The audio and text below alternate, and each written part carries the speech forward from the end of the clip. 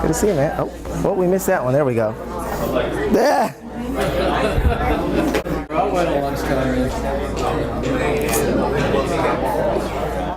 All right, hey, you guys ready? Ready. All right. I guess because there's a camera rolling, I get to say quiet on the set. All right. What we're going to do today is we're going to do a little training.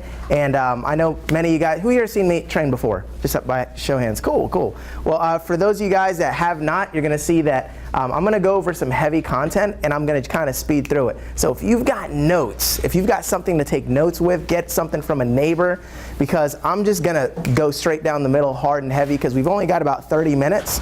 And this is a training that I actually developed called the Immediate Yes Formula. And this is something that I developed and actually put it into an entire info product. And it's several parts. So this is probably like a 2-hour training that I'm going to attempt to cram in about 30 minutes.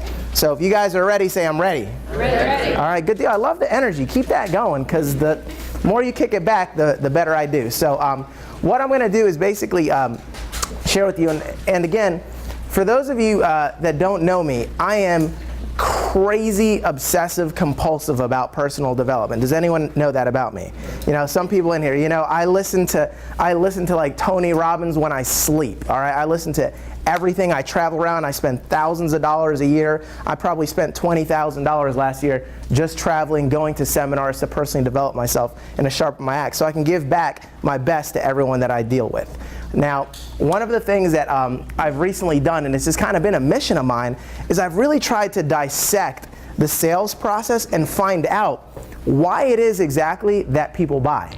You know, why is it that we're able to, in this business and in this industry, to take someone that comes in and goes, no matter what you say, no matter what you do, we're absolutely not going to buy anything, even if this is a sales presentation, we're out of here. Don't let me forget to tell you, I've got 5 kids in college right now. My house burned down yesterday, and I'm only here on vacation to get away from the grief. I've got all of these bills, I'm flooding, I'm dying. If we did decide to do anything, we certainly would not, absolutely not do it today whatsoever. We think, we pray, we ask for guidance, we go to our accountant, lawyer, and then they walk out hugging you like, thank you so much. Oh my God, this is the best thing. Thank you for selling us. Oh yeah, our house is going to be taken care of. The kids are graduating college next month anyway. And why? Because all that stuff was crap, right? Who here has ever sold people like that? That come in, swear, by show of hands, and I want you new people around the room to look around. How many people have ever sold to someone that swore up and down that they would not buy today? By show of hands. I just want you to see how many hands there are in this room. And the reason there's not more hands is because half of you guys are new. All right, I know, because I took a month off and I came back and I was like, what happened? All right, so now here's why this has just been such an interesting thing that's fascinated me. And I've like interviewed the top producers, people that are here, people that are in other industries, and I've really spent a lot of time in figuring out, how the heck did I get that person to buy? What was it that got that person to buy that didn't get this person? Because what I figured out is that there's a formula. Would anyone like to know what the formula is? Like, I'm talking about like scientific stuff, where there are certain elements of influence, and there are certain things that when a person, people think that making decisions is something that people do because they want to. It's not. Guys, saying yes for most of us is instinctive, and it's not a choice. It's not something that you think you have as much control over as you think. Because when certain people, we have things that are ingrained in us. I'm talking like from caveman days, responses to certain feelings that we get. There are certain triggers that trigger emotions in people that cause them to make decisions.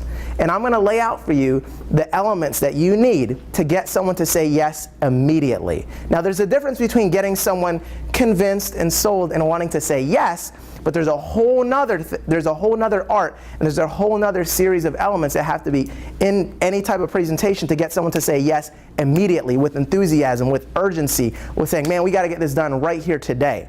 So I'm going to break that formula down for you. If you're excited, say, oh yeah. Oh yeah. All right, so here's what we're going to do. For those of you taking notes, it's a formula, and I want you to just kind of write this down on your paper. This is the formula, so it's going to read just like an algebra problem almost. All right, and then I'm going to break it down. it's IY equals A plus S plus P plus I plus TC, T and C, plus R. So you should have IY, which is immediate yes, equals A, the A stands for action, plus S stands for solution, plus P stands for problem, plus I stands for information, plus T and C stands for trust and credibility, plus R equals rapport. So, what is this? This is the formula. In order to get someone to say yes immediately, you have to have all of these elements. Now I'm going to break it down and I'm going to spend a little bit of time on each. And I'm also going to show you why it's written in that way. Because a lot of people typically know, how many of you guys just came out of training class? All right, so whoa, okay. So, for those of you that came out of training class, I don't remember what sales process you guys were taught because it was so long ago since I went through it. But I do remember, and pretty much every sales process has got some type of thing where they say, hey, step number 1, warm up. Right? That's rapport. Warm up, meet and greet, give them an intent statement, tell them what you're about to do. Then go ahead and start to kind of go into your deal, do your discovery, find out about them, find out about what they're doing, and then start to kind of go into presentation mode, get your TO, get an expert after you've done your pitch, and then close and handle objections and all that type of stuff. Well, here's what I want you guys to realize. If you're ever getting someone, now by show of hands, and I should probably see every hand in here except for someone that hasn't taken one tour. Who here has ever gotten somebody all the way down to the line and they've said at the end, hey, this looks good, I get it, but they've given you some form of a today objection. Someone saying, hey, not today, tomorrow, let me think about it, let's sleep on it, something like that. Well, here's why, and here's the beautiful thing about this formula. Anytime someone says that to you, typically we want to blame it on them. We want to say, oh, they're pastors, they don't ever, they got to pray about it. Or you go, oh, these people, they're just, man, they were taught by their grandfather from the Great Depression, if it's a deal today, it's a deal tomorrow. If it's a good day, it's a good deal tomorrow. So that's just how they are. Caesar, they've never made a decision ever in their life. And they'll tell you that. And the wife will be there, right there with yeah, he doesn't ever make a decision. We went to go buy shoes one day. I mean, it was on sale. It was the last pair. And that's just the way he is. He said that he has to go home and he'll think about it. And if it's here tomorrow, he'll buy it. That's just how, on shoes, he's like that, Caesar. He don't buy time. You think this is a major decision. Wrong. The only time you're getting that is because there's something in this formula that you missed. So the beautiful thing about this is you're going to now know after every presentation, if you ever get a today objection, what it was that you missed. So instead of placing the blame on the person and saying, oh, it was like that, that's disempowering, you lose control, and there's nothing you can do about the next one. But instead, when you have this, you can look back and go, okay, how was my rapport? Did I have enough of it? How about my trust and credibility? Oh, crap, there it is. I missed action. My urgency wasn't strong enough. So here's what I want you to do, and here's how I want you to break it down. The reason that it's broken down in that format is because what we normally think, and has anyone ever had a problem transitioning from the steps? Like, okay, now I've built rapport, and now is it time to pitch yet? Or, okay, now I've done this, now is it time to go in for the kill yet? Just that transition? Well, here's how you make it smoother. If you know what your goal is to get from each step, you're going to be able to flow right through it. And what's going to happen is a lot of people, they'll get a little bit of information and then they'll skip to the next step where they didn't get all the bullets that they really needed, and then they get down to the back end close after they presented their solution, and then they can't figure out why they can't get a yes because they diagnosed the wrong problem, so their urgency didn't matter. All right, so let me show you how this works. All right, in order to get an immediate yes, and I want you to think about this on every presentation. In order to get an immediate yes response, you have to have an action. That action, that's your call to action, that's your close. That close and call to action has to be laced with urgency. It has to have some type of pain and pleasure integrated in it. So it has to be, if you don't do this today, here's what will happen. Here are the painful repercussions. And here are the wonderful, joyous, great things that happen if you did make that decision today. All right? Now, also on your urgency, what you want to do is you want to, and this is going to go into, I'm going to talk about why this is important in the next couple of steps, but it's crucial that you do not give them the decision to say yes or no. This is not a decision that they make. This is not a ball that is in their court. You must retain the posture and the control throughout the entire sales process. Nobody that ever buys from me ever thinks I'm a salesperson. No one that ever buys from me thinks that they're the ones making the decision and they have the authority to say yes, park their credit card, and they get it. My people, and every time I've ever sold a deal, ever, every single person knows that it's not up to us whether we approve it, or it's not up to them whether they say yes or no. It's whether our company decides to let them have the opportunity to take advantage of what I'm showing them. And even when they say yes and I take their credit card, it's still, I'll get back to you. I'll let you know this is going to take a couple of minutes. We're going to have to work it out. Why? Because I'm building in them that feeling of, man, if we get this, we've really won. We've really felt special. So if anyone's ever telling you, hey, this isn't something that we can do today, I instantly deflect that and I go, well, hey, look, I can appreciate you thinking that this is something that you can do today, but it's completely not really up to you. This is something that even if you said yes, I don't even know if I could do that or not. That completely shifts them from thinking that they have control. Who's in the driver's seat, you or them? If it's them, they're not buying. Because if it's them, they're going to make the decision when they feel like it. And when do you think that is? Probably never, right? At their convenience, later sometime in the future, that'll get brighter for them because that's what they always think. All right? Oh, no, 5 years from now. Then you met, see, I've been here for coming up on 6 years now. So I've seen those people again. And they're like, oh yeah, this was going to be our year to buy, but guess what had happened? And then it starts off with, what had happened was, and whatever. B-backs don't come back. Just get that in your mind right now. When someone tells you, tomorrow, whatever, just assume, all right, they're gone forever. Okay? So, you have to have an action. So why am I saying that? Because you have to begin with the end in mind in this sales process. The immediate yes sales process, you have to begin with the end in mind. So to get an immediate yes, I need to have an action. In order to have an action, my call to action backed and laced with urgency, I need to have a solution to something. So I need to have some type of solution to a problem, the P, that they have.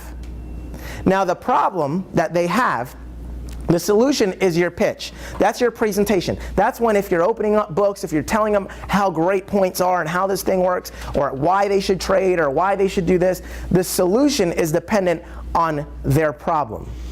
Now, you have to solve a problem of them that is a personal problem. Some people go in and they say someone's got, like it's funny, we had someone the other day, I can't remember, and I sat down on the back end of their table, and this was a person spending $20,000 a year, okay, traveling. All right, this was a person spending $20,000 a year traveling, and they were marathon runners. They run all across the world or whatever, and they do like 50 marathons a year. They're crazy, insane shape, So they were spending all this money. So the rep came up to me and they were like, "Hey, look, see, they're spending all this money. We could show them how we could do it for less and blah, blah, blah." And the first thing I start doing, and this is really good for you to do, prepare yourself for the objections they'll probably give. All right, I call it anticipate and eliminate.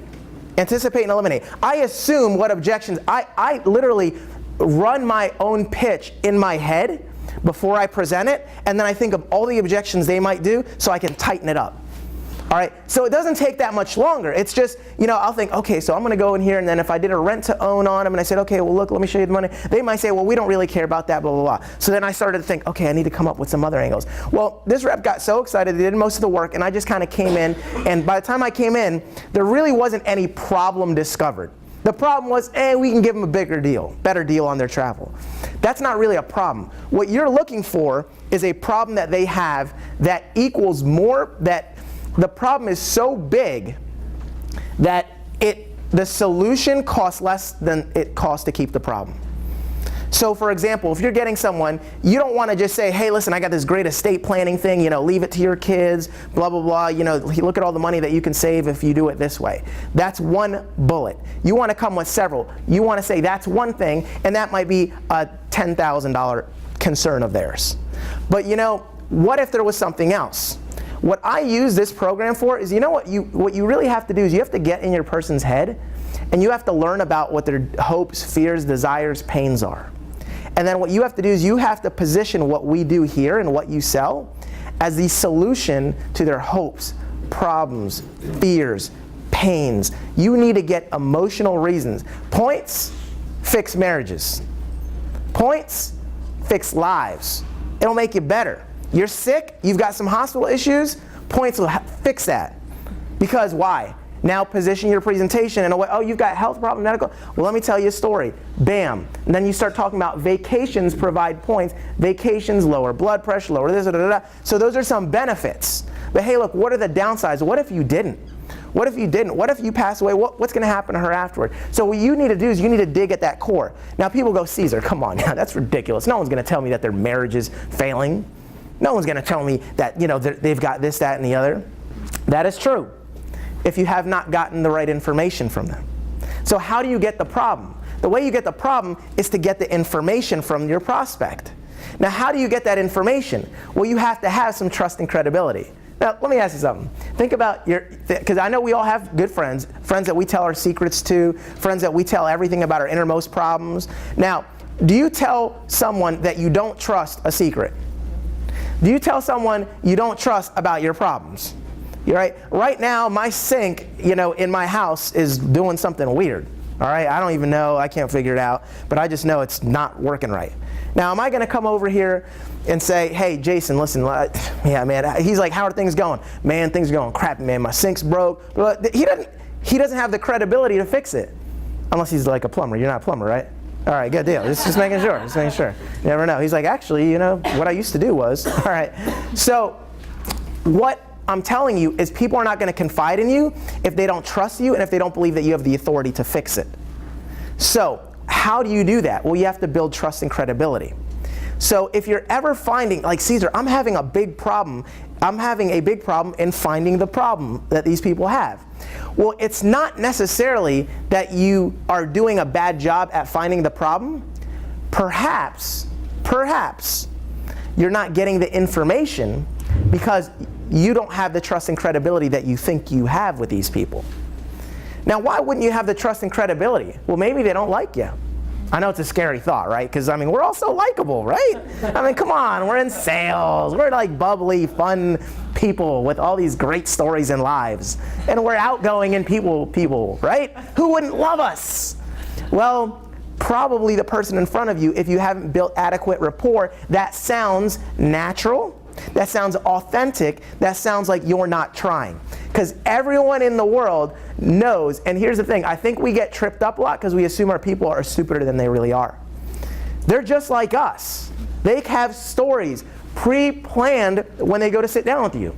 They come in to sit in front of you with garbage drama in your head. Just like you have garbage drama in your head when you sit down and you've been 0 for 20. And you haven't sold anyone the past 20 tours, and you're getting your butt kicked by the brokest, worstest people ever. You're like, God, another one of these, oh, God. And you come in and you carry that drama into your next tour. Well, they're carrying in their last presentations and meetings with member services people too. And they go, oh, God, another one of these things. Going to sit down. And it's funny, when you get really good at building rapport, trust, and credibility, I'm going to show you a couple cool things to do that really, really quick. All right? When they come in with that, and it's so funny because my biggest forte, the reason why I have a high closing percentage and have pretty much my entire career isn't because I'm some great presenter. Honestly, you know how many times I use my book? The Wyndham book. The only thing I've ever used it for, I can say in probably the past year, easily in the past year, was to flip open to that VIP page and to show the little thing that says how Myrtle Beach is blacked out, and yeah, there's a bunch of benefits, and gold owners can do this and that. That's it. And then I put it away. I don't use a book. Why? Because I'm not selling what this program is. I'm selling what it's going to do for their lives. And what I do is I am a master at building rapport, trust, and credibility. I have chosen that as my mastery, and then urgency. If there's anything I can do, I can whip up some urgency that is customized to them, that it's personalized. Like, it's like they're the only ones in the world that has ever had this problem. I can't believe it. They're going to have this problem solved, and here's why. Here's why it's expired. Here's why it's, overdue. Here's why it's like, if they didn't do it, yesterday, it's already too late. It'll be a miracle if it gets approved. I'm a genius at whipping that stuff up. Because I practice and I listen to what other people do, I store it, and then I mix it up and I wait for that person that it's appropriate for. So my urgency isn't just the same thing every single time. I've got probably 50 urgencies in my head that I could use, that I integrate with my call to action. But none of that matters if I don't have the trust, credibility, and rapport. So what I've decided to do is say, hey, I'm just going to be their best friend. And if I'm their best friend, guess what they're going to tell me? What do you tell your best friend? Everything. Anything. You're going to crack on the old reps. I have them cracking on you guys. Right? Like, I was here 3 weeks ago. I sat down with Ian. Yeah, that guy just talked about himself all day long. Talked about his kids and talked about his blah, blah, blah. And I'm just kidding. Everyone loves Ian, but I'm picking on him. But no, I've had people. I've had people tell me what people have told them, and they said, yeah, and I was like, so what did you think about that? How did you feel? They're like, well, they were just doing this thing, and I know how it goes. They just were trying to look like they were nice guys, so that way they could drop the hammer on us later and and then once we say we're not going to buy, then they get all, and they get all mad. And, so guess what? I get that information real quick. So I know, great, I better not act overly nice and overly talk about myself, and I ought to get down to business and then weave in my rapport. Here's what I want you to understand. This is a formula. It doesn't matter where you put it. It's plus signs. You have to have it all in. When we're going into these rooms, I'm opening up with a lot of action and urgency. I'm saying urgency, saying, man, I can't believe this, you missed it, blah, blah, blah, blah. And then I'm weaving in rapport, trust, and credibility. So I want to give you guys a really cool formula within the formula to help you to remember this. Okay? If you were to write it out another way, you could just write, this is a great way to remember this. All right, just write down B2, then space F2, and then space P2. So here's how you remember it, because I know someone's might be going like, what am I, I gotta go into a room and be like, immediate yes formula, okay, rapport. Hey, how's it going? Do you have any kids? Great. Trust. I'm a nice guy. Here's why you should trust me. Credibility. I've been here for 5 years. That does not work, right? Here's what I want you to do. Think about it really quick, really simple. B2, F2, P2. Build, find, present. So what are you doing when you're going to sit down with someone? What's your formula? You're going to build. I'm going to build rapport. I'm going to build trust and credibility. I'm going to find. I'm going to find information, find a problem, or create a problem. If they have a problem, I'm going to agitate the hell out of it and make it feel like they got a problem, like, yeah, we got this thing, we can't get into where we want to go. Like, holy smokes, are you kidding me? You can't, this thing isn't working for you? Oh my God, how does that feel after spending all of this money and knowing that every other owner around here gets their thing to work perfectly? Like, God, was that not like a flag to you? Well, what else isn't working? Your maintenance, oh my God. They're like, what? Well, we just thought it was like, oh no, that problem is this big. Oh my God, well, what about this? That's not happening to you too, is it? This other thing that I'm saying right now? Oh yeah, that's happening to us too. Oh my God, are you kidding me?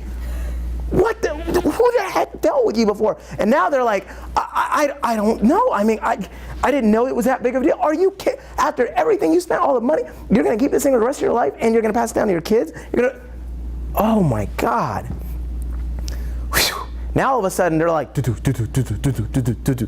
problem that was, maybe they're like, yeah, it's like we maybe spend like $5,000 to maybe fix that and make that little pain go away. Now they're like, holy crap, we didn't realize it was a $20,000 problem. So now I know, $20,000 problem, I probably got a $10,000 deal. You guys catch that? So I go, I want a $20,000 deal, I need to stack about $40,000 worth of problems. So what else is going on in your life? So how do you do this? How do you get the foundation, which is the trust, the rapport, and the credibility? I developed something a long time ago I call info stacks and stack triggers. This is like my secret voodoo stuff right here. That's why I can sit down with anyone on a table and bam, like they're laughing, I have instant rapport, and it allows me to get to where I need to go. It's also why I've always had a very low rescission rate. I don't get a lot of cancellations, all right, for the amount of volume that I've written. It's because what I do, and here's the problem with most of us, honestly. I'm telling you, and you know in your heart of hearts, people would like you if they really got to know you. A lot of us do some awesome things. We've done some awesome things for other people. We've got a lot of great things we'd love to tell people about if we could only do it without sounding arrogant, cocky, you know, and talking about ourselves. So how do you do that? Okay, well, I'll give you an example. I know what a great guy I am, all right? And you should know what a great guy or gal you are. Think about if you were to write down all of the things about you. If I did an exercise, if we had more time, I would say write down the 10 things that show what a loving, trusting, awesome, beautiful person you are. It might be say, hey, my wife gets to stay at home with her kids because I love my kids. I don't want them to be in daycare. It was my wife's dream to be a stay-at-home mom, and I was able to do that. Hey, I worked 2 jobs going to college so that I could pay for my little sister's way through college. All right, so my story, some things about me, and I've got a few things, is I like to share with people that, hey, I'm the oldest of 3 kids. I was 10 years older than my little sister. My mom, because she was a single mom, and my dad, when he was around, he wasn't very active, I pretty much stepped in and raised my little sister. So for all intents and purposes, people look at me when I sit on the table and they're like, look at this slick-looking, Rico Suave dude with the custom shirt and talking fast and got an answer for everything. I probably look like a salesperson. How many people think I probably look like a salesperson? You know, I might be intimidating to some people, all right? So I instantly have to counter that. So what I like to do is I like to, and also too, when I was single and I don't have any kids, right? They're like, look at this guy, he's probably a player too, because he looks good, so he's probably a player. Some of y'all are too serious in here. All right. So and when I was single too, I was like, hey, I'm single, no kids, I'm 32 years old. People were like, oh yeah, player to the death. Look at him pitching me. So the first thing I want to do is I want to let them know, like, listen. I'm probably the youngest person you'll ever meet that's got a kid in college. Why? Because I'm the oldest of 3 kids. My mom was a single mom. I pretty much raised my sister. And all throughout her life, everything that she did, I did. She played soccer, I coached. She played softball, I coached. I was the assistant coach. I was 16, she's 6. I'm out there at 16 years old, guys, coaching little girls soccer. Right? Yelling at them. You go, no, you're going the wrong way. No, you're going to score in the wrong goal. No, you only score on that goalie in our practice. What are you doing? Stay in your positions. Right? Now, I did that my whole life. And my sister now, she's graduated and she's, working for the Department of Defense. She's like more important than I am, and she's 23 years old. Now, that's an awesome story to be able to share with someone that I've done that much and I've put a kid in college at my young age. It shows how fast I've matured, how much I love my mom, how much I love my sister. But how do I just whip that out on the table, right? What does that have to do with timeshare or anything that they're talking about? Well, there's 2 things. There's boomerang questions that you ask.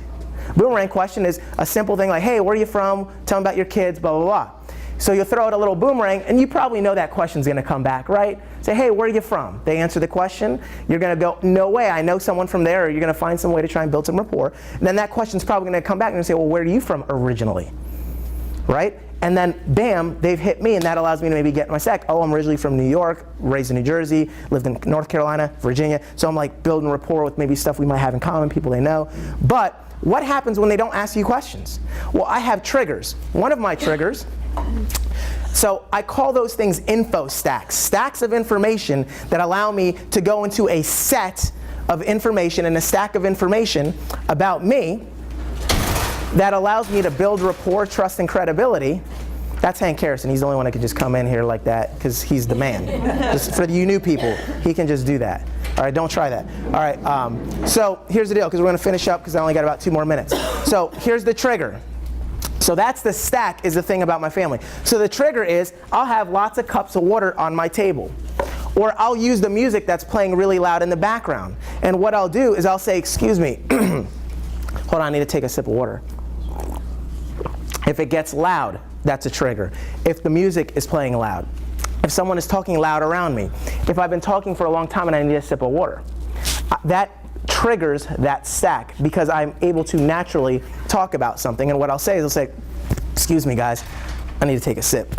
My throat gets really wore out really fast. Actually, it's kind of crazy. You know, the doctors say that I strained my vocal cords. It's kind of a funny story. Basically what happened was, I mean, you probably don't care about the details, but bottom line is when I was younger, you know, and I was coaching, you know, I strained my vocal cords when I was younger because I'm 10 years older than my little sister. My mom was a single mom, so I pretty much raised her. You know, when she was 6, I was 16, so I pretty much did everything that, you know, father would do for a little kid. I know I'm young, but so from being on the soccer fields, coaching little girls soccer at 16 years old, I developed really late in life. Like, I'm talking, I didn't hit puberty until I was like 20. I didn't have a mustache until I was like a sophomore in college. You know, and they're usually laughing, you know, and I'm like, I still don't even think I've got my growth spurt.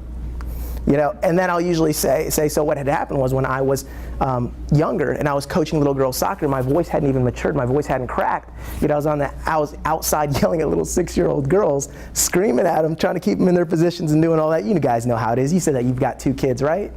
Well, yeah, so from that I strained my vocal cords. So it's really hard for me to talk for a long time, you know, without taking lots of water. So if you'll notice, that's why I've got 2 cups of water here, 2 on the ground. That's why I might have to get up. That's why I have to lean in. And I'm not a very loud spoken person because of that, because I strained my vocal cords. But, you know, it's great. You know, I wouldn't take it back. My sister grew up awesome. You know, she just graduated college, you know, and it's, you know, so I'm going on this side tangent saying now she's more important than I am, right? She works for the Department of Defense. You know, and they're usually laughing, and it almost never fails.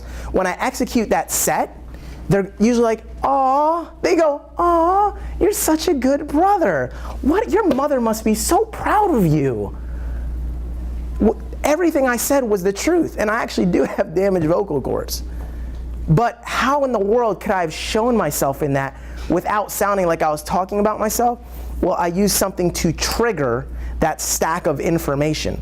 I have ones for trust, for credibility, for rapport. Someone says something, boom, I'm in my set.